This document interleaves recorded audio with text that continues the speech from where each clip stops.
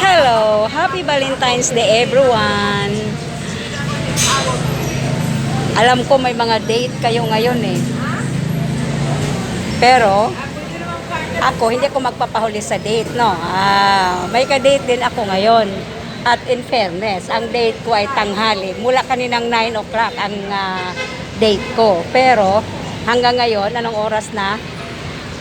Mag 11 o'clock na po pala, wala pa yung ka-date ko. At dalawa ang date ko ngayon. Yan. Kayo, mamaya pa. Ako ngayon, naghihintay na ako ng ka-date ko. Yan. Valentine's eh, kaya dapat may ka-date. Yan. Oh. Unang date ko ngayon, yung doktor ko. Yan. Yun ang una kong date ngayon. And then, tingnan mo ang pila. Pakita ko sa inyo ang pila ng may mga date ngayon. Pila. Nandun pa sa unahan. At ito yung aking support system. Yan ang support system ko. Yan. Okay. At may matindi akong ka-date mamaya. Pagkatapos ko dito sa ka-date ko, mamaya may ka-date akong matindi. Si Mr. Kemo. O yan, di ba? Valentine's Day na Valentine's Day. May date akong si Mr. Kemo. Doon. Mamaya-maya yon. At in fairness mga 4 hanggang 5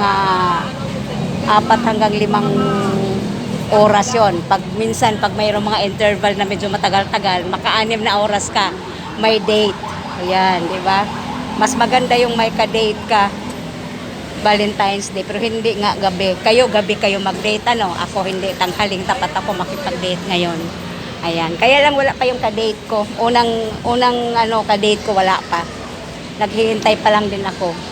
Hindi po, wala pang go signal na na magkita kami. Charot! O sige, habang maghihintay, tiyaga lang. Tiyaga. Ganun talaga kapag may ka-date. Marunong kang magtiyagang maghintay sa ka-date mo. Or else, uuwi ka. Asya, magtiyaga lang, hintay sa ka-date. Bye-bye!